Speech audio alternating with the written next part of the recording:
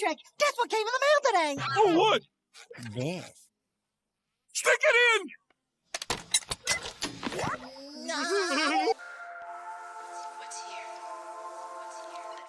Hello, ladies and gentlemen, and welcome back to the post-vacation episode of the M&K Productions Podcast. I'm your host, Mac, joined here as usual by my co-host and soon-to-be meeting co-host in November. We're fucking flying through. Kristen, aka Miss Flamingo. How you doing today, Kristen? I'm good. You hope you enjoyed your vacay. You enjoyed Yes, your vacay? Yeah, I got plastered. I had 2 double shots of whiskey, a single whiskey, 3 beers, and I passed out on the floor on Tuesday night. So I say it was a good time. Oh my. I tried a lot of new food. Like, dude, I don't know if you ever had Jersey Mike's. That shit's good. Like, I don't know. Jersey Mike's is yummy. Do you know that Danny DeVito is now the spokesperson for Jersey Mike's? I saw a billboard of him. Well, once you come to Jersey, they're going to be all over. And fun fact, he is from New Jersey. Oh, so is he going to be at your wedding? I mean, if Danny DeVito wants to pull up with a Jersey Mike's truck, why not? Yeah. But we're joined here by a returning guest star. The last episode we had him on, which episode did we have this man on before? The Thor. Love and Thunder. We had him on for that, and then we also had him on to discuss something else as well. I kind of forgot, but it is our good friend James, aka I am James Shaw. Welcome back to the show, James. It's a pleasure to join you guys to talk about this wonderful movie. And I'm just excited to talk about Barbie because that's today's topic, ladies and gentlemen. Yeah, I saw this by choice. I wasn't dragging kicking. I swear. I swear. I think it was all by curiosity because of Barbenheimer, because that's the big topic and marketing tool that the film has been using. So, James, do you want to dive into what you've been up to lately on your Instagram page and what you've been watching in general? Yeah. So the last movie I seen was I think recently I saw the Meg 2, and we're gonna talk about that. But Shortcomings was absolutely incredible movie. I didn't really know anything about it, and directed by Randall Park, and such a great movie. And it's one of the reasons why I love and prefer doing indie movies. You get a little something different from those. You get the story, great writing, great acting. A little bit of emotional stuff involved. So yeah. Other than that, just been trying to do as much movies as I can. To do it for the people. Movies are expensive. Time is precious. Like to save either for people if I can. Right. I totally agree with that. But not also you watched Shortcomings, but you also watched Twisted Metal. I saw your review for that. Yeah. Yes. Saw Twisted Metal. It worked in its favor that they released every episode at once. I don't think I would have waited every week to watch it. But overall, yeah, I was actually pretty satisfied with it, with the hope that they get a sequel. If they don't do a season 2, I think it's gonna be all for nothing, given how it ended. Yeah, yes, I agree. I finished it on my vacation last Friday, and I thoroughly enjoyed it. It does have its problems. Like, I feel like sometimes the character with Quiet and John, they have too many of too many moments of they're friends, and then one thing happens and you have to go back to cursing at each other, and then they go back to being friends again. I'm like, I wish there was a little bit more consistent. Although I will say, Sweet Tooth, please get him more in season 2, because Jesus Christ, I was a little iffy to have Will Arnett be the voice of Sweet Tooth, but oh my god, it works. And then Samoa Joe's body work is just even funnier. Yeah, absolutely. I think Will Arnett does not get enough credit as an actor for a lot of different things, but I love the fact that he gave Twisted Metal a voice, and just somebody who was just flamboyant and dark and dorky at the same time, and so theatrical. If that's probably the best word that describes how showmance he is as a character.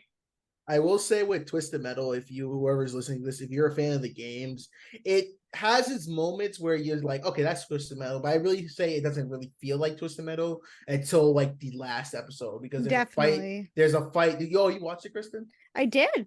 Oh shit. Okay. But I thought you didn't watch it, but I really feel like I felt like the end there, and everyone does a good job. But I definitely, I hope that it's season 2 because that ending, I was like, oh, okay. Yeah, it was all leading up to that. I was really excited for Nev Campbell, but knowing she only appears in the first and the last episode, I was like, well, okay. Hopefully she can give us more if we get a season 2.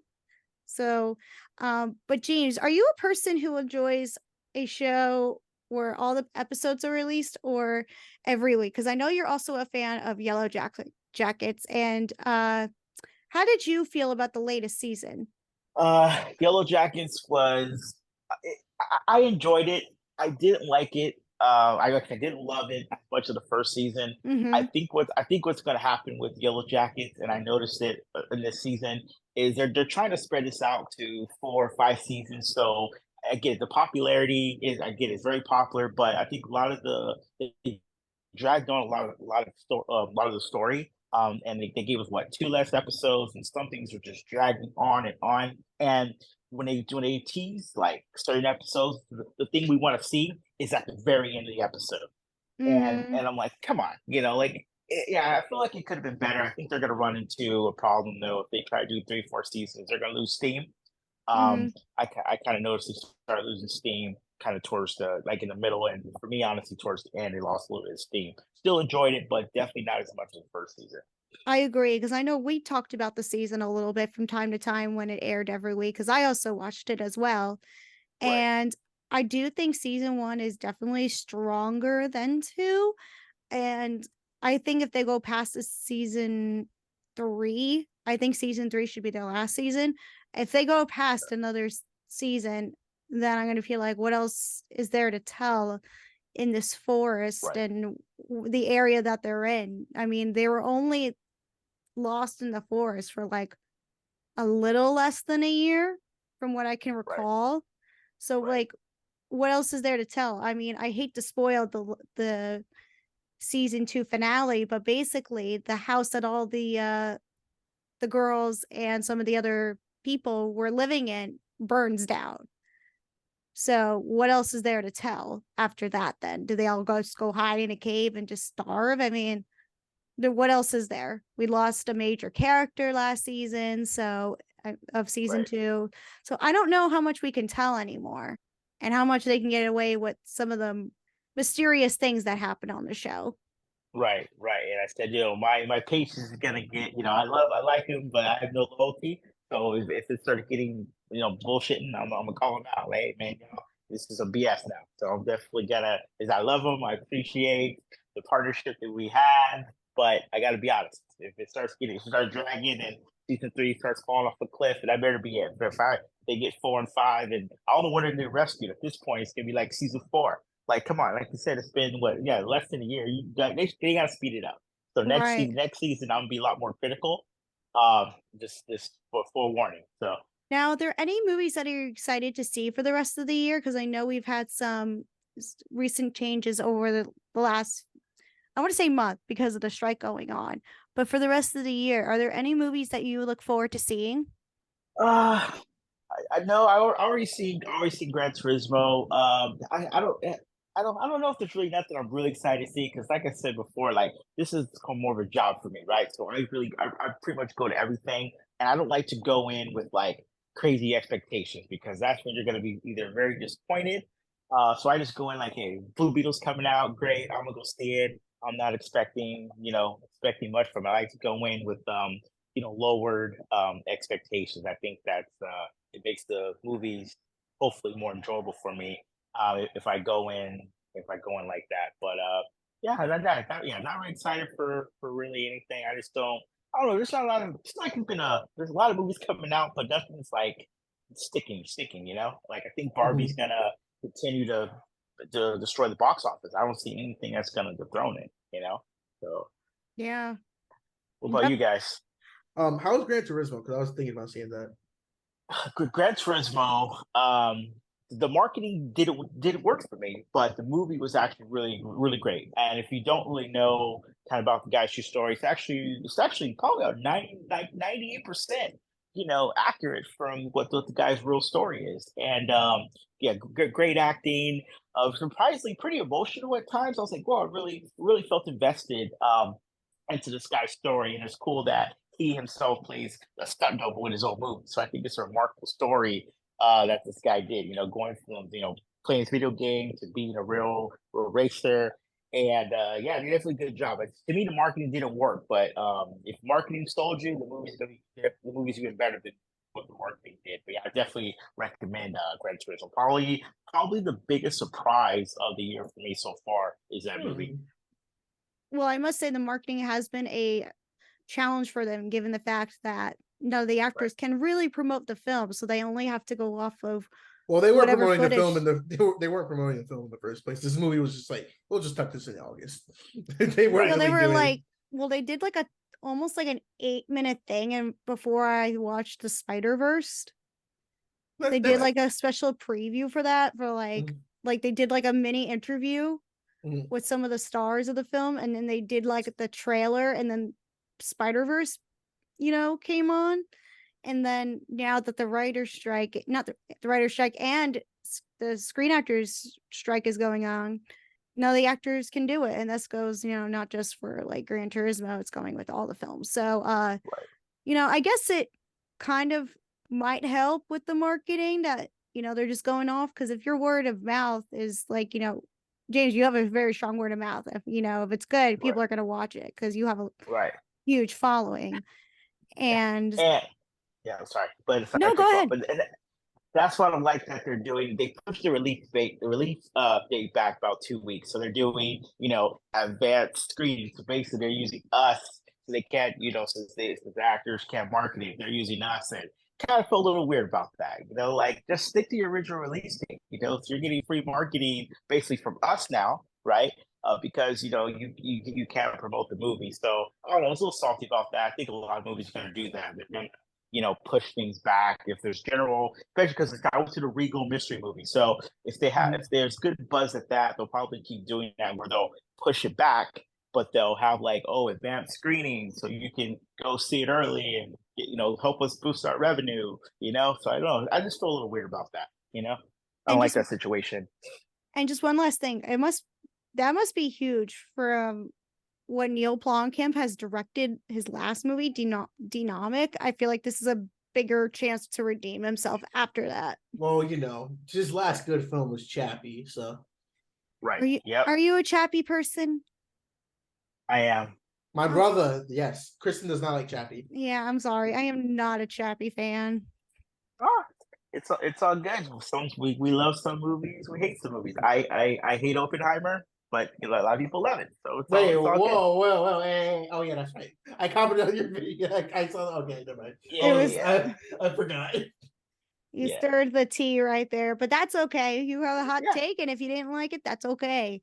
But anyways, Mac, I really want to know what else you have watched on your vacation. What did you watch? All right, so I was a busy boy last week because busy boy and car shopping. I got a little angry, so I needed to blow some steam. And I went with my family, so I was like, AJ, Amir, what do you want to watch? I'm like, okay. So the first thing we watched I had my aunt watch Nope for the first time, and she doesn't do thriller movies that well, and she liked it. She liked Nope, so that was pretty good. I feel like that's pretty tame, so that's good. Well, she's easily frightened. No. Then I had him watch The Menu, which was hilarious because the scene where the guy gets his finger chopped off, both my aunts went. And I was like, oh yeah.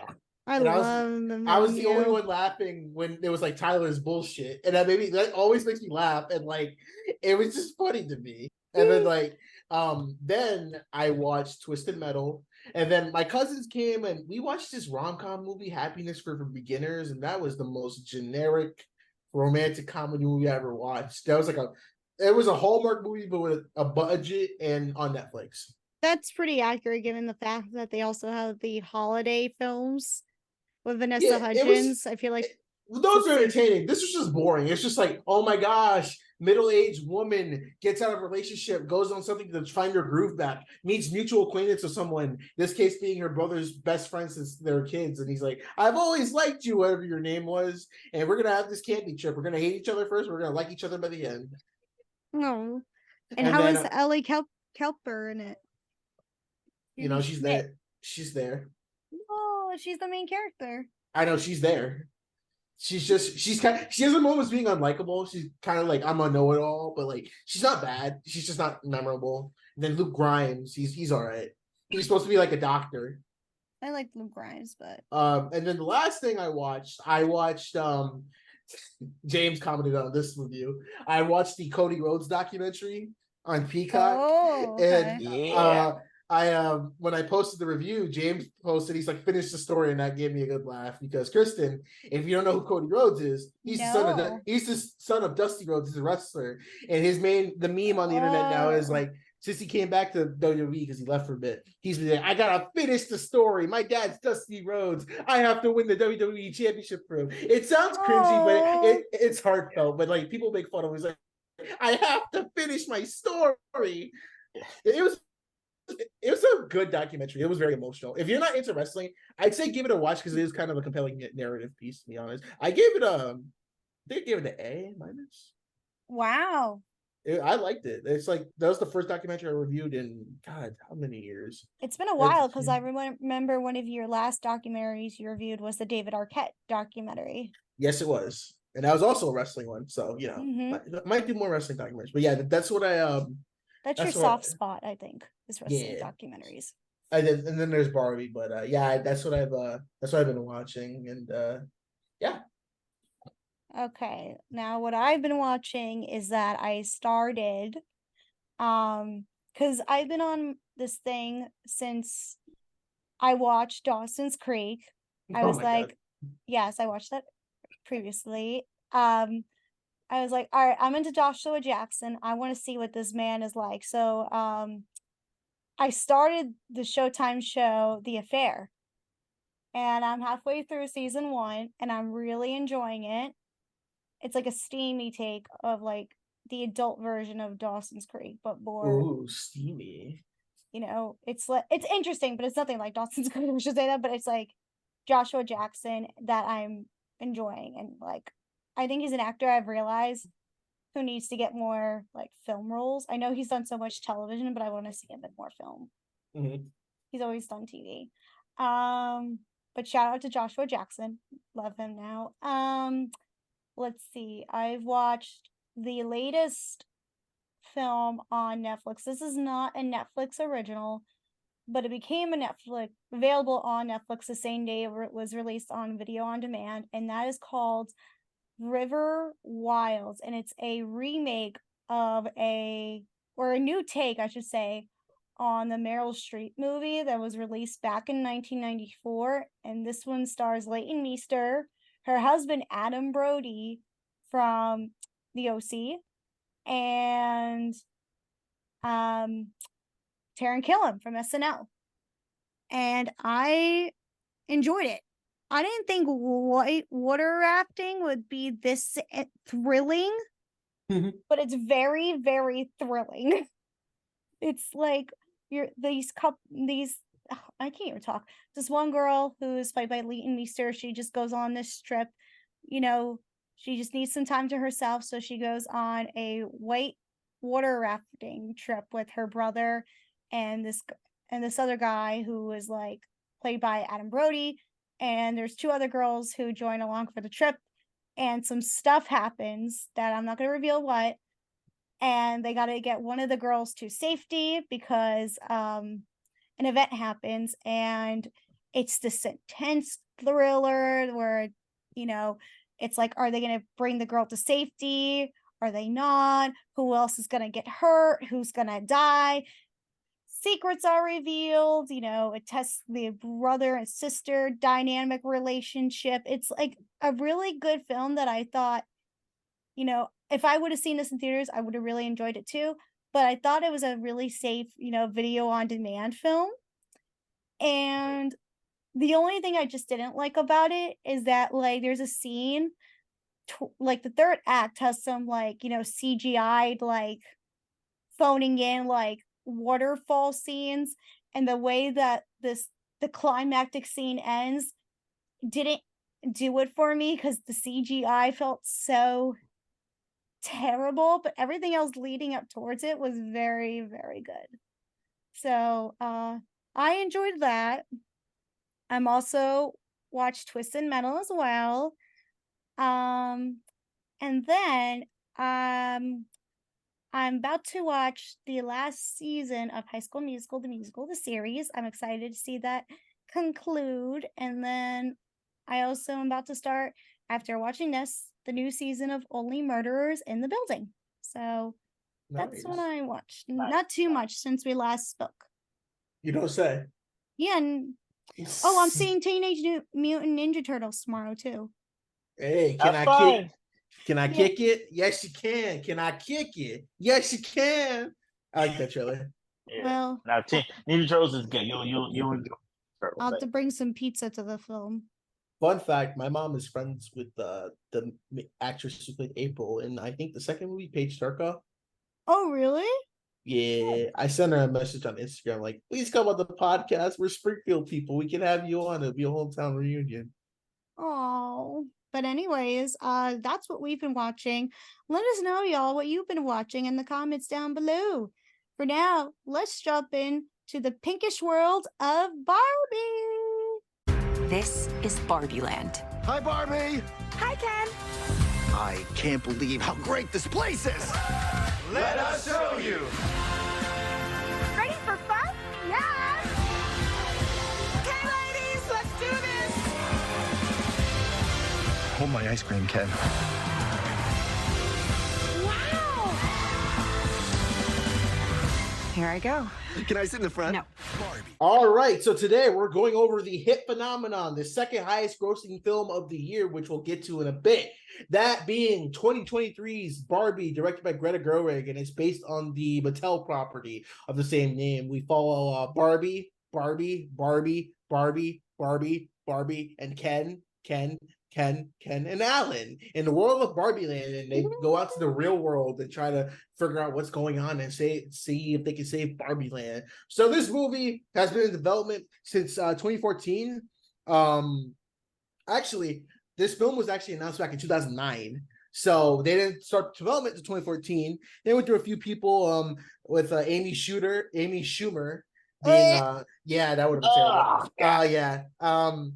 Amy Schumer and Anne Hathaway being replaced with Margot Robbie, and Greta Gerwig was brought in to be the director and one of the writers, and we were blessed with it. We got the first trailer. Everyone's like, okay. Ryan Gosling was casted as one of the Kens. Trailer came out. Everyone's like, okay. And then it coincides with the release of Christopher Nolan's Oppenheimer, and it began the phenomenon of Barbieheimer with two completely different films, one that's brightly pink, the other one's grim and dark, and released on the same day. People made the trek to go see both movies the same day, and it was dubbed Barbieheimer Day, and that was probably the best thing for the box office since pre-COVID era. But we've all seen Barbie, and we all have our opinion on it, and Barbie's a little divisive. You got one half people saying it's just woke feminist garbage, while the other people saying it's just Barbie, have fun with it. Where do we fall on the spectrum? We're going to find that out today. So I'll start with James. James, what did you think of Barbie? I love Barbie. I initially, when Amy Schumer was cast, I was like, "This is gonna." I knew that it would bomb. If she was cast, no offense to her or people who like her, but I knew I was like, "Yeah, this is gonna bomb." If she's playing the particular Barbie, not a fan. But Margot Robbie came aboard, Greta Gerwig. I knew right there we're gonna have it's gonna be better than people were expecting. And when I saw it, yeah, I was absolutely blown away by the movie. I don't know what if I was to make a Barbie movie, I don't know if I would have came up with this story. But I'm not, that's why I'm not writing it. Or AI probably couldn't come with the story, so pay the writers. But yeah, I love the movie. I know people want to, the guys don't want to watch it. What I love about it too is like it's sort of a litmus test for relationships. And I'm like, hey, I would pass it. Because I went to Barbie I voluntarily went and had a great time with the movie. So yeah, I loved Barbie. I want to say I was extremely excited for Barbie until. Did you play? I'm sorry? Did you play with Barbies growing up? I did play with Barbies growing up. I was in that phase when Bratz was like introduced too. So I both had Bratz and Barbies. So like Bratz was like introduced more when I was about 7 years old, but then I had Barbies when I was like 3 or 4 years old. You know, I had the ones that were passed down from like family members and what my mom had. And then of course, you know, I got my own Barbies and I had my favorite Barbie dolls, and you know, I had like a little Barbie, you know, Herbie car that I loved, and it was pink. And I had like the little carrying case where you can carry the clothes in it. And I loved Barbie, and I loved the fashion that it was. And going into this, I was very, very excited. I wasn't first excited about it when first Amy Schumer was attached, because it was revealed that, you know, she was going to make pretty much Barbie the butt of the joke, you know, for the film. And it was going to be totally different, I think, from what Greta Gerwig had done. And it wasn't going to be like a feminist take that, like, you know, how Barbie is. It would have been like, it sounded like it was just going to be like this stupid take on a popular toy and just not deliver anything. But then, you know, we had Anne Hathaway, and then I was like, I don't know how I feel about Anne Hathaway being Barbie. But then I was like, you know, heard that Margot Robbie was going to play Barbie. I was like, oh my God, she is Barbie. If you look at her, she's gorgeous, she's beautiful, she's blonde, she's a great actress, she's got, you know, the style, she's really become a character actress, you know, from being Harley Quinn and, you know, playing in, you know, Wolf of Wall Street. So she's done so many roles since Wolf of Wall Street that, you know, make her a star. And, you know, with this film, I thought this was going to be the perfect, you know, role for her. And she nails it, I believe, as Barbie. She embodies what Barbie is and what, you know, is more of her. And then when I heard Ryan Gosling was attached, I was like, I'm sold. I don't need nothing else. Ryan Gosling was also a perfect Ken. He, you know, got his hair blonder. And I love what he did with this character of Ken, which we'll go into more of. But I really dug this movie. I've seen this movie twice now, and I want to say after the second time I saw it, I loved it. And it's probably becoming like in my top, I don't want to say 20, but maybe top 15 movies of the year. So I loved it. I really want to see it again. I have Barbie fever, so I got a good case of it. So I can't wait to talk more about this film. Mac, what are your thoughts on Barbie? Listen, I was going to bat for it because I was like, okay, live action Barbie, this will probably be like Fat Albert, they go to the real world, or it's going to be all in the Barbie land. I was kind of half and half right. I know people were like, oh, it's going to be dumb, but I actually was defending this film. I said like, hey, you know, I think Greta Gerwig, she's a good director. She's really gonna make it like a little bit poignant and everything. It's gonna be like a meta type film, and I saw it on the first day on vacation, and I enjoyed it. There was moments where I was like, okay, you know, it kind of lost me with it, but I was laughing way too hard at some of these jokes. Like the pregnant Barbie joke, I laughed the loudest, and it was quiet in the theater, so I felt like an asshole. But it was funny. It just, I don't know, like, because I didn't know that was a Barbie. I like pregnant Barbie. I didn't know that was a Barbie, but I like Alan though. Alan like is great. Did you know that Emerald Fennell, from the girl who directed Promising Young Woman, was Midge? Really? I didn't know that. Yeah, her and Greta Gerwig are friends. So interesting. But I enjoyed Barbie. I thought it was it's definitely like, it's not deep. Like with me, I loved Oppenheimer. And Oppenheimer let me like really retrospectively like thinking about everything. Barbie just got me feeling all happy. So this was a good film to see after Oppenheimer, because Oppenheimer did leave me a little bit depressed and everything. But like Barbie was good. It's, you know, it's colorful. It has fun with it. Everyone's having fun with it, and I think it's great. The runtime was a little bit, they could have cut off a little bit of fat in it, but you know, it was just fun. It was funny, and it's just a good summer movie. I think for Barbie to come out in the summer, it worked to its advantage because it's a perfect type summer movie. You can literally take your friends to it, see it unironically, or you know, it's fun. I had fun with it. I think it goes pretty deep with its themes and what it wants to say. And let's get into Margot Robbie. James, what did you think of Margot Robbie? I thought she embodied the I guess the iconic I guess the rendition we all know of Barbie. Like you think of classic Barbie, I think Margot Robbie would probably be your first impression, or sorry, your first thought. And yeah, ever since kind of Wolf of Wall Street, I was hesitant Wolf of Wall Street, but when she started doing, I forgot that historical film that she did, Hi, and of Tanya. course no, the little war, like a war one. She played opposite Saoirse Ronan. Yeah, That yeah, yeah. movie. Yeah, so once she did that, like I kind of said, okay, she actually really, she's not just not just good looking. She really does have the talent. So I knew in Barbie, and I knew that you could tell that she believed, like in this movie. You could just tell everybody believed in it, but you could tell Margot Robbie really wanted, this movie to succeed. Way her performance was. But yeah, I thought it was a perfect choice. You couldn't ask for anybody else to be the particular Barbie besides Margot Robbie. So I was very impressed. I hope that she gets an Oscar nomination. Not expecting a win for her, but hopefully at least a nomination. I think she deserved that. So because I don't think anyone thought that I mean, we knew performance would be good, but I don't think anyone thought it was going to be to this level that it was. I like her more in this than I actually do than her Harley Quinn character. Because, like I said, she's becoming more of a character actor, really getting into the heart and soul of what she wants to play. And I think with her Barbie character, she really does embody of Barbie. And I do see her getting an Oscar nomination, not getting the award itself. I do think, though, she could.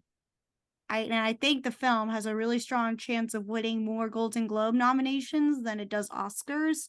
Not being said, I think the film, once it comes to Oscar season, is going to win a lot of technical awards, that being like the set design, the costume design, hair design, all those little categories. I think not little categories, they're all major categories, but I think it's going to win those categories. But the only person I see in the acting category that could win is Ryan Gosling.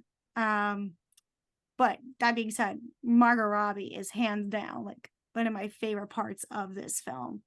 So, that being said, she also had 40 costume changes in the film. And did anybody count? Because I was counting in the seat the second time I watched it because I saw that confirmed, and I was like, okay. I was like, ooh, which one I like better? Which one I like more? Mac, what did you think of Margot Robbie as Barbie?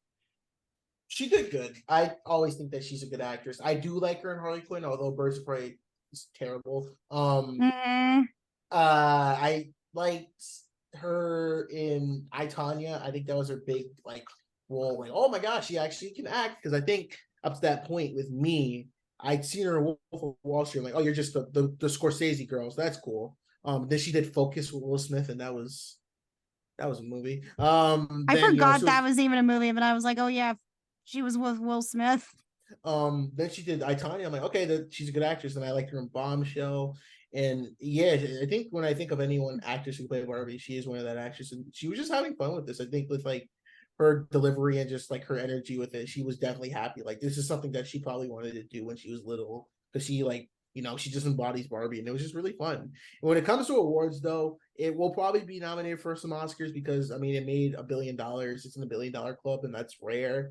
And considering this year that it's toppled an MCU movie being number 2, in the year, because the MCU is not getting $1 billion this year. If you're thinking the Marvel's getting $1 billion, you need to play the lottery ticket or something. But I think Greta's probably gonna get a nomination for Best Director. I said that last week, actually, when we had Dom from Talking TV on. I said, I think Greta has a strong chance of getting nominated. I say Ryan Gosling will definitely be nominated for Best Supporting Actor with Golden Globes. Maybe the production design will get a nomination, because I do like the production design for it. But maybe it's soundtrack or score, but there's a few stuff with this movie that's in the air. But Best Picture, it's not winning Best Picture. If it wins Best Picture, then I will literally eat a crayon. Yeah, it is gonna be nominated Best Picture. I definitely see that.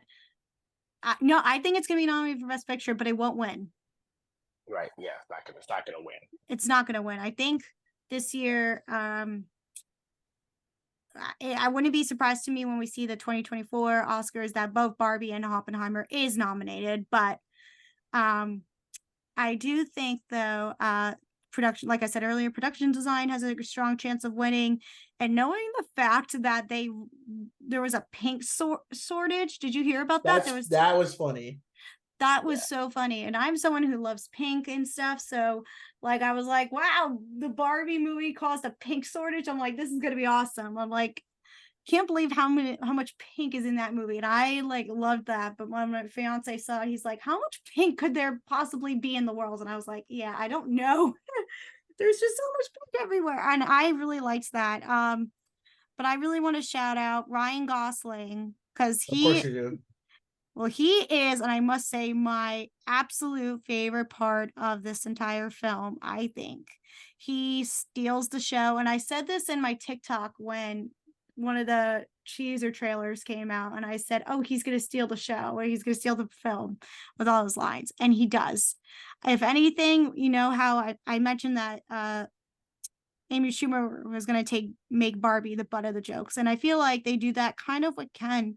But Ken is just so lovable and head over heels for Barbie. And knowing that Ken only knows one thing, and Ken is only made for one thing, and that is just to love Barbie, and all he knows is beach. I just think Ryan Gosling adds so much to this role, especially with his facial expressions. I think he's on point with his facial expressions. Like, I love his facial expressions and the dance number that happens in Barbie's house. It's the Dua Lipa song. I love his facial expressions when he's dancing around Barbie. It's so funny. And I love what he did with this character. He really made it his own. And I love Ken and the message of what Ken is meant to be for the film, which is, you know, knowing you are enough and knowing that you are more meant to be something just like Barbie is. And I'm curious to know, James, what you thought about Ryan Gosling as Ken. Well, I don't have as strong as feelings as you do about Ryan Gosling, but no, the performance was good. I think I think it's in my review too. I expect him to be nominated, but I think he has a good chance, at least at this moment, to win. Yeah, I think the facial expressions really did it, you know, for me. Because again, on the surface, Ken is like I said, as far as I know from Barbie history, my limited experience with Barbies, Ken has always been just based on accessories. So it was sort of nice to see Ken. We realize that that's right, like you said, they are designed for more than something else, right? They're not just there to be Barbie's lover, but then again, to me, I think that would be a great compromise, in my opinion. I would love that job, but yeah, I like the way that his character and all the Kens, the way where they transitioned, and without such strong performance with Ryan Gosling, I don't think the movie would have been as strong.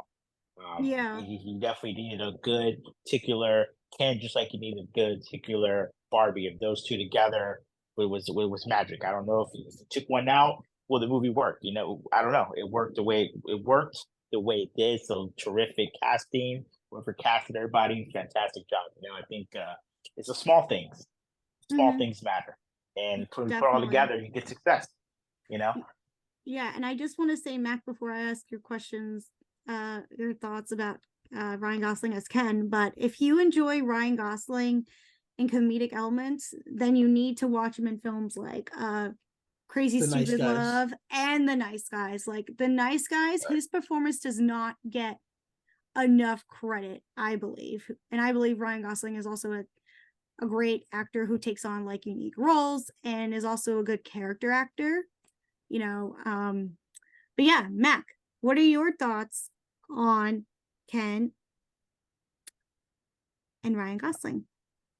All right, so me and Ryan Gosling, we share a birthday, so we are on a spiritual level right here. But I always feel like he gets too much discourse as an actor. I think he's a good actor. I think it's just since Drive, which is still my favorite movie he's done. Yes, he's been typecasted as like the quiet type guy, and like he's a great actor because even I don't like La La Land. He was good in La La Land. Blade Runner 2049 is out of this world and needs to be revisited as like I really hope we get another Blade Runner movie. And him as Ken, when they that first photo, I was like, yes, this is what I want, because he said I'm the embodiment of a Ken. Like I'm just a nobody. Like I'm just a bum. I'm like, yes, I'm gonna see this. And he delivered. He was entertaining. He was funny. And The Kens are kind of a bum because that is brought up as a point when I forgot who was asked. I think it was the daughter of America Ferrera in the movie. And she goes, "Where does the Ken sleep?" And Barbie goes, I don't know. don't know. And so the Kens are kind of bums. They have a wardrobe, but they probably are bums. I liked Ken. I like Ryan Gosling's performance. It's just like he was also down for this. Like this is a lot more comedic I've seen from him, probably since The Nice Guys, and it's just it works for him, and he definitely will be nominated for awards. And he's got some pipes because the song near the end, he was putting his heart into it. Ryan Gosling can sing. I've been saying that for a long time. And knowing Just Ken is probably going to go up against Peaches will be the craziest Oscar show I probably will ever see. And I'm excited for it because Jack Black could be performing Peaches. And then meanwhile, we get Ryan Gosling performing on stage singing Just Ken. I think that will be like ratings for the Oscar will go through the roof. I have a feeling. And I'm not talking the year that Will Smith smacked Chris Rock either. I think Keep my wife's name out your fucking mouth. James, what are your thoughts on the Barbie soundtrack and Just Ken song? I love the soundtrack. I'm a huge Dua Lipa fan, so I love that song. I wasn't a fan of the Lizzo song. The Ken song, I didn't like it initially, but it started when I listened to the soundtrack. Like, okay, it's starting to grow on me. But overall, I think it's one of the best soundtracks that I heard in a long time. It kind of goes back to everyone was game for this. Everyone, productions, everyone was game. Even all the musical artists. You got such good artists on here. I think it's, hey, you want to go into the bar? I want you on the Barbie, soundtrack. I'm sure they said, yeah, I'm all in. So I think it took a great effort from everybody all around, and that's one of the reasons why the movie did so well. You got good A game, great soundtrack, great everything. But yeah, I enjoyed the soundtrack. I think they said Dua Lipa song was my absolute favorite. But yeah, I just actually bought the soundtrack. Normally, I don't buy soundtracks from movies, but I did buy it. And I'm like, you know what? Like, I like a lot of the songs, a lot of the artists, so I supported it in that way as well. So yeah, I definitely wanted to support it as well. I'm happy I am a proud owner of the soundtrack. I don't have a vinyl like most people do, but I do have a copy of the CD that I'm very happy to own. So whenever I do like to listen to it, I do like to listen to it. But yeah, the song I least like in the film is a song by Gail. From what I remember, it's called Butterflies, which is my like I'm not a fan of Gail, and I'm sorry to all the Swifties, because I know Gail is on the Eras tour, but I'm just not a fan of her. I'm sorry. But I also don't like the Dominic Fike song. I'm also not a Dominic Fike fan either from Euphoria. I know. He has a song in the film that is called Hey Blondie. I just couldn't get into that song either. But otherwise, I pretty much like all the other songs on that soundtrack. So, but yeah, Dua Lipa for the win with that as well on the soundtrack, because that is also the best song. And I like her cameo appearance. And speaking of cameo appearances, I need to know what you two thought of John Cena as a mermaid. I couldn't see him. I didn't see him. Yeah, I couldn't see him, so I don't know how I'm gonna grade a performance on something I couldn't see. I did that to my fiance. I like we both went to that jumped in and see. It's pretty much to think of like two good comedians. Think alike. I saw the picture and I'm like, okay, so is he like in a real world room? And in the theater, he's like, "Hi, Barbie." I'm like, was that John? I'm like, what the hell? And apparently Margot like begged him to ask him to do it. He said he's down. And I think that's why I heard that he asked Margot. He approached Margot and was really like, see, that's what I like about John Cena. He is more of a comedic actor because he is like a big kid and he's funny. Like him in Blockers and everything, that was funny. And then him as Peacemaker was awesome. Like when he does these roles, he's not like the macho man. He is funny. That's why he was better in Fast X, because he had a little bit of humor to him. But like he's funny. So it's like, there's John Cena. It's just a floating mermaid in the water. I like how he drinks the beer bottle. Yeah. Oh my god.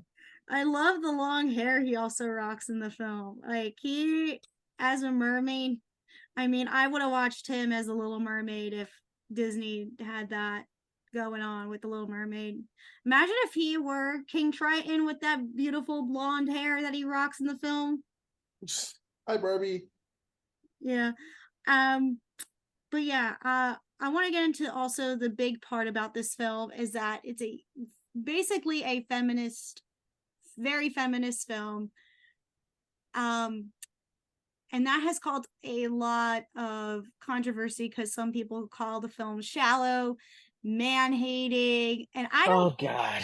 Yeah, and I don't think it's a man-hating film, but it talks about the male side of like the hierarchy of that and the patriarchy side, but it doesn't ultimately say men bad, women dominate. No, it's the way I saw this movie as is that both are treated equal and should be treated as equals. That's the way at least I saw it and was able to walk away with the film. I'll start with Mac first, and then we'll go back to you, James. But Mac, what did you think of the controversial parts of that, and what Where's the controversy? Like, in what you're going to a movie called Barbie, what the fuck did you expect? Like, legit, like everyone it's 2023. You're gonna go to a movie that is about dolls that was primarily the audience is female. That's like me going into a movie about Hot Wheels and being mad that there's not a single girl in the Hot Wheels movie. Like, okay, like there's some girls that play with Hot Wheels. There's guys who play with Barbies. I played with Bratz with my friend as a kid. That's why I rock Bratz. Where's my Bratz movie? A good Bratz movie. Like, where's the controversy? It's just people getting mad for no reason. Like, okay, I will say there were some moments where I'm like, okay, well, but it's Greta Gerwig. Her movies, she has those moments of female empowerment in her movies. And there are ways to do that and not be heavy-handed, because I'm going to think of a good and bad example. So a good example would probably be Barbie and like Promising Young Woman. Those movies are about female empowerment and like that type of female thing. And they have their message really good. And a bad example of that, I probably would be like Birds of Prey. Birds of Prey is a terrible example of like female power, because that one is like, oh, no. The 2019 Black Christmas, that's a bad example of women empowerment. Yeah, that I would say is the weaker example to that. Because that movie was like, because with Barbie, I didn't see them have any, like, they had the guys in the real world, but a lot of the guys that were portrayed in Barbie, they weren't like, oh, they're just stereotypical. Some of them are actually, okay, cool and stuff like that. But like with like Black Christmas, everyone's like, oh no, men bad. We have one friend who's cool, but it's all the men in the patriarchy. I'm like, no, that's an example of like terrible pushing a political view in your movie. In a narrative yeah. I didn't feel that with Barbie. I went in there, I already knew the concept. People were, bitching and moaning, and I went in there and I just had fun with it. I was like, because once again, it's a movie. Like, what part of this movie is going to ruin your day? If it's because, so what? Everyone's having fun with it. Get over it. It's more of a fun movie that does look at the topic of feminism and what Barbie is. Like, did they not understand why Barbie was created, hence in the first place? And I saw like some of the reasons why Barbie wasn't liked, and some, I'm not going to say who, female conservatives came out. It was like, oh, Barbie didn't end up with Ken. I was like, okay, that's understandable. First, I was like, kind of like, oh yeah, Barbie didn't end up with Ken and whatever. But then I watched it the second time, and I was like, it like really got to me. And I was like, yeah, Barbie never wanted to be with Ken. I feel like, Ken was just Barbie's friend, even if they weren't lovers. But that was one of the reasons why I saw, like, some of the female conservatives not enjoy it for that aspect. But James, what are your thoughts on the feminist explanation and forward message of it? You know what? As a guy, I try to stick up for my people. I try to, Mhm. but it's hard. When a lot of these arguments, like, oh, it's there's not one scene where they're bashing men. I don't think they even seen the movie to even make No. that argument. I asked them, did you see the movie? Mhm. No, I don't need to. Well, you need to see the movie because I asked them, give me an example in the movie where they're saying, yeah, men bad, women good. There's no example of that. And hey, then they flip it. Well, after it was a movie, after it was about men, bashing women. I was like, why we have to turn the argument, make it a sexist thing, right? Like, Right. Barbie's its own thing. Like, it doesn't. Well, watch me a movie about men, the opposite, right? People be all up in arms. I said, look, Exactly. man, there's 50 billion movies where there's strong, where it's male centric movies. Okay, I'm like, why can't we let women have this moment? There's 50 to one. You know what I mean? Let them have the one. I don't know. I understand why we need to do all this. I didn't see none of those issues that people are talking about. Especially you ever seen the movie. I want to know, how can you judge something critically like that?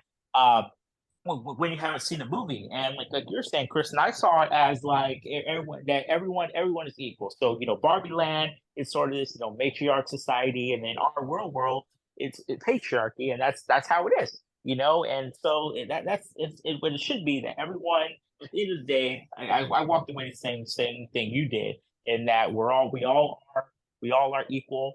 At least we should be, right? In theory, we should be equal. Fortunately, that's not how our world is, but that's what Barbie was saying, that the world should be equal. Each male and female, we each bring something to good things to society. And once, if we work together and love and respect each other, the whole world would be a better place. That's the message I think that Barbie is really trying to say. I just think people see it because it's Barbie, and but yeah, I didn't see none of those issues, and just it's unfortunate that a lot of men don't want to see the movie. Certain men, think I'm talking about, don't want to see the movie, and I'm like, it's a movie. Good. You actually might end up liking a movie, but then I know they're not going to like it. They already have this notion that they're it's bashing man, so they're going to pick it apart for reasons that don't matter. And that's why I'm kind of glad they don't see the movie, because you're going to go in and tear it apart because you're pushing your agenda. Yeah. Yeah. Sorry, a little rant there. No, that was No, a you're good. good. No, that was perfect. It goes along with what I was saying and what pretty much Mac was saying too. I think you nailed it. I just think probably the one scene that people are like, oh, this is so feminist, would probably have to be America Ferrera's speech near the end, like to give it I could see that.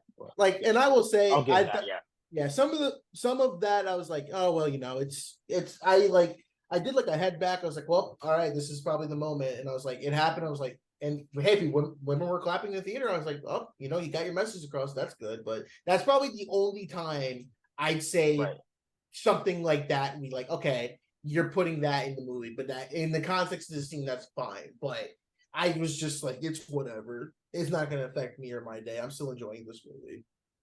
Right. And then if you take that scene alone and say, how people do, right? Yeah. You see headlines, they would just use that one scene and say, see, Barbie movie hates men. And if you have to understand the context, right, of what was going on in the movie during that scene, then you understand. But of course, I'm glad that obviously once it gets on, Blu-ray or whatever, or DVD, or people will cut that and say, see, this is proof that the Barbie movie hates men. But luckily, since it's making so much money, we all would have seen it by then. But like, no. Look at the whole context of what the scene. Yes, I agree. There might be, you could interpret that slightly, but on its own, yes, it looks worse than what it really was, unless you have the full picture of everything. So. Right. Before we wrap up, I do want to say the 1 week aspect I didn't really like. Oh, I didn't even get to mention Alan. I also really loved Alan. I couldn't forget about Alan. I love Alan. Michael Cera was also really good. I love that character in the film. He's just Alan. Great. Just Alan. Yeah. Just Just Alan. Alan. Just enough. Michael Cera. Shout out to Michael Cera. I love Michael Cera. there's a thing online. It was like they put like a side by side. It was like, you know, Scott Pilgrim walks so Alan can run. And I thought that was pretty funny. But no, but going into it, the one weak aspect I didn't like was the Will Ferrell stuff. Yeah, that's when I felt like that was very what do you call it? That was like too Fat Albert for me, because I remember the Fat Albert movie. He came to the real world and everything. I just felt like that was getting a little too meta. It was like, oh, I'm the CEO of you know. That's how. Yeah. It was just like I almost felt like it wasn't almost like necessary, but I get why they included it for the story, but they could have kind of just walked away with it. It didn't really have like a huge impact, even though it does talk about capitalism and so in that sense. But that was the only weaker part I had. I felt like, you know, the Will Ferrell character didn't add much to it. But yeah, like he was just there. He was just there to be Will Ferrell. Oh shit! Oh, he was just there to be Will Ferrell. Essentially, I just fell out of my chair. Oh no! Ow! Oh, look away I go. But I will say one of my favorite sequences in the movie had to be the traversing between the real world and Barbie Land. That was funny. That was also really good when they're traveling through all the things. Yeah, I will say one of the aspects I liked about it is that with the production, I loved how it was attention to detail, because I feel like Greta Gerwig did play with Barbies, so she knew what to add, like the feet thing. And I think what made it funnier to me is just the Barbie physics, where it's like, we're taking a shower and it's just nothing coming out, or just like stickers, everything. And they're using Barbie logic. It's kind of like the Lego movie where everything was Lego. There's definitely some inspiration from Lego, and it's funny because Will Ferrell also plays a guy, businessman type, Legoland toys, Barbie toy. So did Barbie rip off the Lego movie? Hashtag questions. I'm not asking. I'm just asking. The Lego movie walked so Barbie could run. Dead ass. Yeah. I mean, literally, she runs in the film too. I do like when she goes like, my feet are weird. They're like flat feet. Yeah, that scene was funny. There's a lot of good comedic scenes in that film, and there's a lot of good stuff in it. It felt happy walking out of the film. So anybody else want to mention anything before we wrap up? Yeah, what I would mention, I love the narration, right? And I love, was it Helen Mirren, right? Yes. Yeah, there was a narrator. Yes, I love the little joke, especially when Barbie was crying. Yeah, this is why you don't cast a good-looking actress. I was like, that's what we're thinking. Like you're crying, but you still look very attractive, Barbie. So I really like how Helen made the narration. I expect to be like, oh, this is good. Interject little humor like that. I was like, okay, this that works for me. That was really cool, and I did like the kind of the interrelation between the American Ferrer and her daughter. Right? It was weird because it was the mom that was like, you thought the daughter was the one who's like playing with the Barbies or whatever. Because that's what even Barbie thought, that it was his daughter that was doing playing with the Barbies, but really it was the mom that was playing with the Barbies. So I wish they would have explored like kind of their relationship more.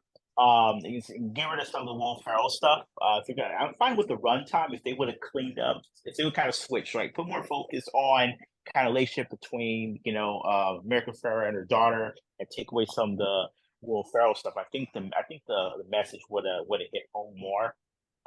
But yeah, so I just want to mention that Helen Mirren thing. I thought that was pretty funny. I didn't expect that, Right. It was funny. I heard the voice and I go like, "Is that Helen Mirren?" And then the credit said Helen Mirren. I was like, "Oh my god, this movie's predicting what I was." Yeah, I totally didn't expect that when it started. I was like, "What? You got her? I know it's gonna be a good movie. I mean, you got her in this too." Yeah. If you look online, there was like a story. Somebody shared like a storyboard of like what was going to be cut and what was cut, or what was going to be added. And one of the cut scenes from the film, it looked like it was going to be a post-credit scene, and one of the post-credit scenes, it was going to be Helen Mirren, who shows like her face in the film, and it's Midge giving birth. I was like, oh my god. I liked when she was like, "We don't talk about Midge. She was recalled in the 90s." just poor Midge. But I want to add on to what you were saying about the American Forever aspect, because her character really does, to me, connect with Barbie, because in the film it deals with the ideas of existentialism, and I thought it really did a great job exploring that, and just the idea of what it is to be a woman and the existence of that. There's just connection felt strong, and I love like the ways that, like, in the scene where we're seeing America Ferrera in like the office and she's drawing how she feels, and it's how Barbie feels. Like, I love the way their just connection worked. It's just, to me, there was like, it felt magical in a way and just felt very kiddish like in a way, but also took itself very maturely. So I just wanted to add on what you were saying about that, James. But anything else before we give scores? So I will say, so Mattel does have a plan to make a lot of stuff. What Mattel property would you want to see made into a movie? Because they're already doing the Minecraft movie. Jason Momoa is doing that. He-Man had a movie. So what else is next? I would say just stop where they're ahead. I mean, Yeah. Barbie's your biggest property, so of course you can't be. Oh, now that we did Barbie, we're gonna go ahead and do this other thing that no one probably plays with. I get it. But money.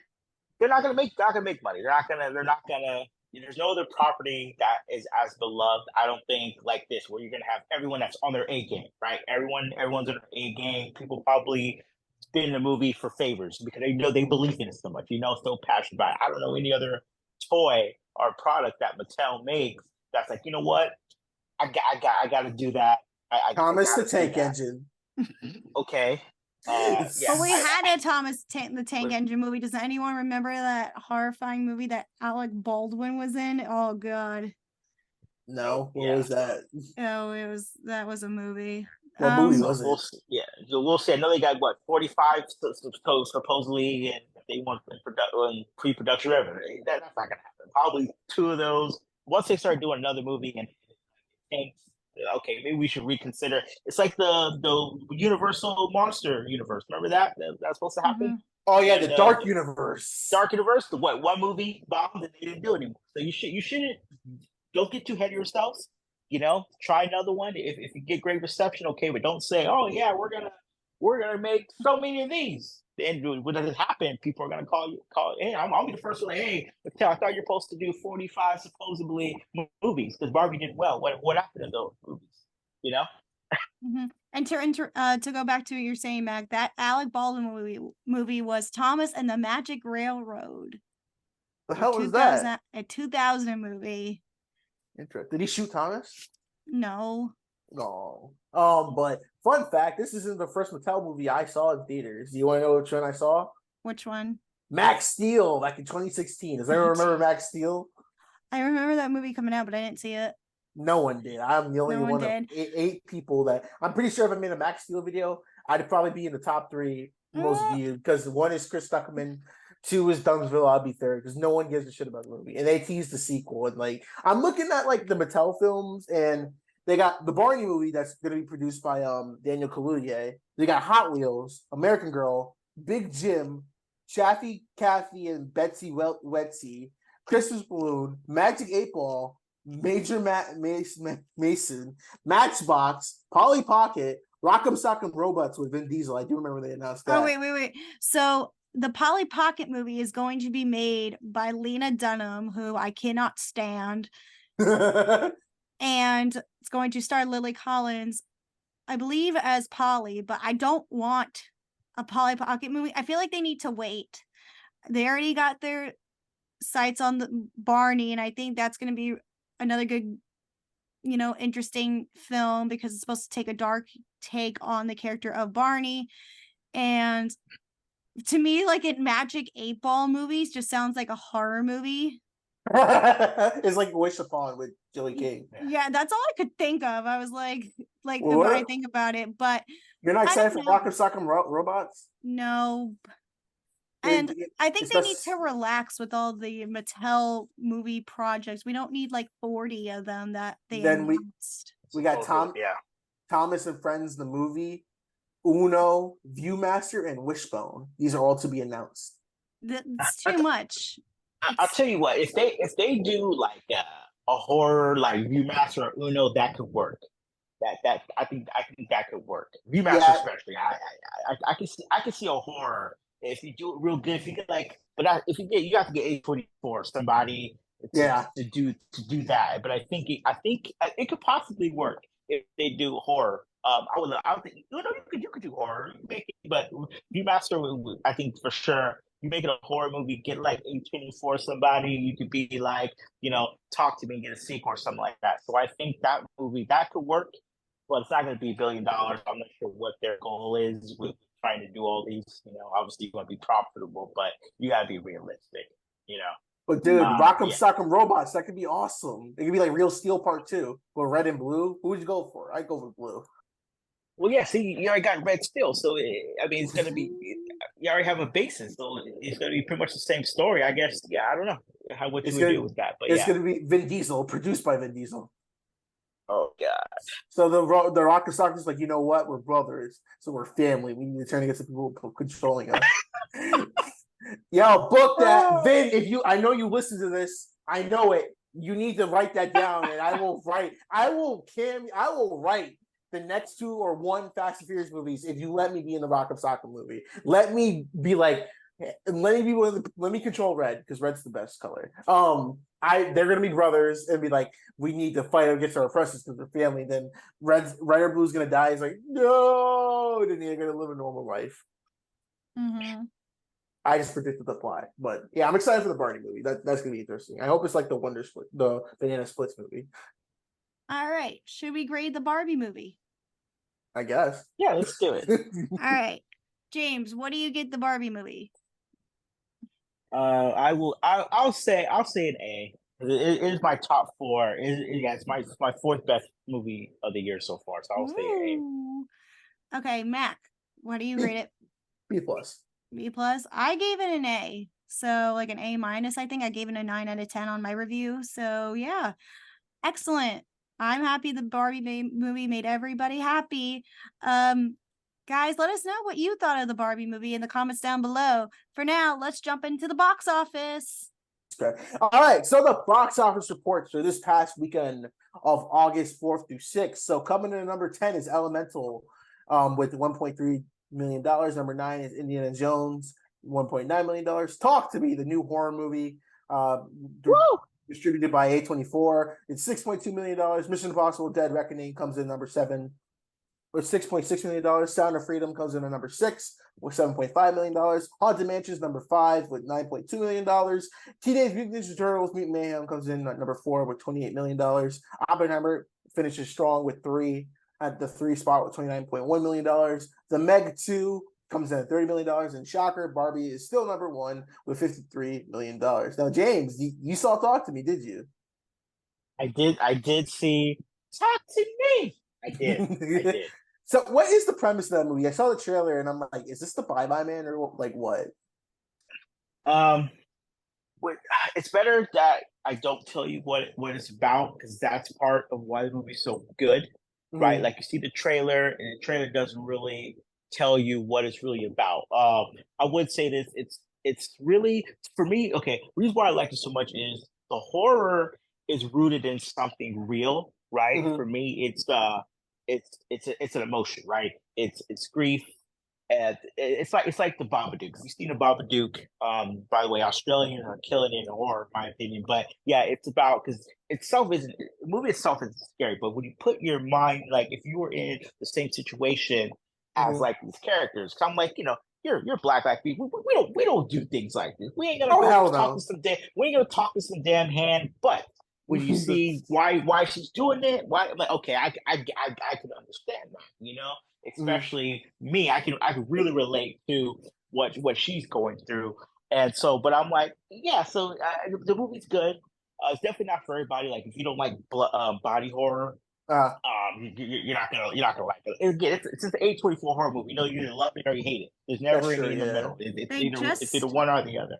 They just announced a sequel for it, and I've been really wanting to not watch it, but I'm curious to see it. So happy to see that A24 is going to make another horror sequel. I mean, this is not the first horror sequel that they have. I mean, they did Pearl or a prequel. Right. Yeah, I think they're going that direction because I guess a prequel for this already been shot. So I think they're gonna do.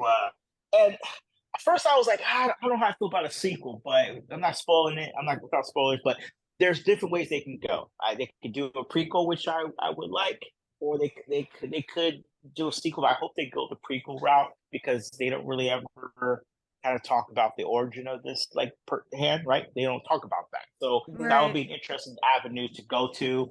I'm not sure. I don't want a sequel to be like a continuation of the story. I don't think, because to me it should have been one and done. That's why like I don't like movies that do well in a sense because like, oh, if I can do a sequel when it's unnecessary for it to be a sequel, you know. Mhm. But with this, there's different avenues they can go in. Hopefully, I'm sure it's an A24, and you know, I'm sure they're doing smartly. It feels like Blumhouse or something. You know, it's gonna be let's just continue the story, and we'll get to 5, and then we'll do a prequel. You know, so from the A24, I have faith that they're gonna, you know, do a proper part 2. So hopefully, fingers crossed. So. Did anyone Excellent. see Haunted Mansion? I did not. I did. How was it? Because I heard it's good, but it's not making any money. It's not good. I don't know who the movie's for. That's my thing. I don't know who the movie's for. Like the first hour of the movie, nothing happens. That's, you know. And so for me, if 30 minutes of movie is okay, the whole thing needs to be good. You can't just have an hour of nothing. I don't know how they got all this cast. You know, I have to show that Disney just have so much money. They can just pay these people and go put out crap. And I think, as I said in my review, look, if you love Disney, that's fine. I love the property, but you gotta tell them there's an L in a while because they're gonna keep putting out crap. We gotta stop making movies on rides. Pirates of the Caribbean worked. Nothing else worked. Stop trying to do this. And I told people Fundamentals is gonna do bad. They didn't believe me. Box office is a perfect indicator. If no one's watching the movie, no matter how good you think it is, if no one's seen it, then no one cares. I feel like Haunted Mansion should have just been like a Disney Plus original instead of taking a box office risk. I feel like. Yeah. But what do I know? What do I know? Yeah. Mac, I think that's it then for this episode. Do you think? Yes, it is. All right, guys, our next episode will be our special 2008 special, Max, highly anticipated episode that we've been wanting to cover. My personal favorite year of film and what really got me into a lot of the films and really shaped what we know the industry now today. It is true. It is definitely. Actually, well, we've got to talk about something. We've got to talk about Greta Gerwig. Did you mention in the opening? Yeah. Yeah, I'm sorry about that. Because that's my favorite director now, so I got to make sure we honor her. All right, so James, what was your first experience with Greta Gerwig? It's gonna be Lady Bird. Okay. As soon as I saw Lady Bird, I was like, you know what? I'm gonna put this writer director. I'm gonna put her on my radar. And then when I saw what was the second movie she did? Little Women. Little Women. I was like, oh, she's 2 for 2. And then when I saw Barbie, it solidified to me that she does not disappoint. To quote Carmela Hayes, when she shoots, she doesn't miss. And now she's my favorite director. Before, I still like Sofia Coppola too. That's probably they're probably one and B. But yeah, I'm a proud Greta Gerwig fan and proud to say it. You know, she got a $1 billion film. I couldn't be happier. For her, you know, to be breaking records. Right. More deserving. I couldn't think of more deserving person. So exactly. So I'm glad. I'm happy for her. So yeah, I'm very happy for her too. Actually, my first experience too with Greta was Lady Bird. I think Barbie's still going to be my favorite of hers, though. But I like Lady Bird, not Little Bird. Little Bird. Little Bird. Little Bill. Little Bill. Oh my god. Oh my god. But Lady Bird would have to be my second favorite. Then Little Women. I wasn't a huge fan of Little Women. It's no Christian Bale Little Women, but yeah, I'm gonna put that one as my third. But I didn't see the other film that she like co-directed. But yeah. Mac, and what was your first experience with Greta? It was Lady Bird, and I watched it at home. This was the first Greta Gerwig movie I saw in theaters, and I enjoyed it. So maybe next movie she does. I see she's writing the Snow White movie, so that's a hard pass. But next movie she directs, I'll see it in the theater. She's gonna do the Narnia films for Netflix. The Narnia? Chronicles of Narnia movie for Netflix. Man, leave that shit alone. Don't mess with my childhood. Bring back the Spiderwick Chronicles or Lemony Snicket's Series of Unfortunate Events. Well, they did that on Netflix too. They did that series with That was Neil a good Patrick series. Harris. I did like that. But yeah, bring back like Spiderwick Chronicles or something. That's one that I love Narnia, but like, you know.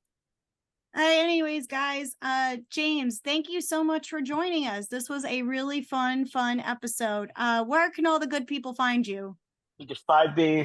I primarily post right now on Instagram at I'm James Shaw. Keep it nice and simple. Also post on TikTok with the same name. So yeah, this has been a pleasure. Chatting with you guys. I'm glad you guys, invited me on for this to talk about Barbie. And yeah, thank you again, guys. It was fun. Yes, thank you for coming, James. You're always a favorite, and we're always happy to have you. Mac, it's a good time in Barbie Land, don't you think? What'd you say? You cut out. I said it was a good time in Barbie Land, don't you think? Yeah, it needs more fake beaches though, and I want some more flat feet. Tarantino probably was like, I gotta see the Barbie movie. It's cinema. It's fine. I knew you were gonna get that in there, but guys. Guys, this has been our episode. Thank you so much for listening. Tune in to next week as we talk about 2008 films, and be so sure to subscribe to the YouTube channel and hit up our Patreon page. Yes, $2 a month. If you join, you get early access to videos, podcast episodes, podcast topics, and the first breaking news on the show. That's $2 a month on Patreon. Excellent. So we'll see you guys next time. Bye. Bye. My face. Ear to ear, baby. It's a new day, I've been counting out the blue faces. Yeah, my tires burning up the pavement. I'm a bullshit, I don't hear a word they're saying. I don't hear a word they're saying. Nah, fuck you in the lanes you came with. Me and you ain't on the same shit. You ain't in my lane, bitch, nah. Throw that shit in fifth, rollie on my wrist. Ay, baby, you a star, I'm my only wish. I'm counting blue hundreds, I'm too money. Ay, and my little bitch, she too lovely. Yeah, hanging up and calling me right back. Ay, baby, why you calling me like that? Yeah, getting high with the seat, lay back. Baby, gon' relax, yeah. Ay, they don't know the half, yeah. No matter what happened, I got your back. Baby, that's the facts, yeah. That's the facts, yeah.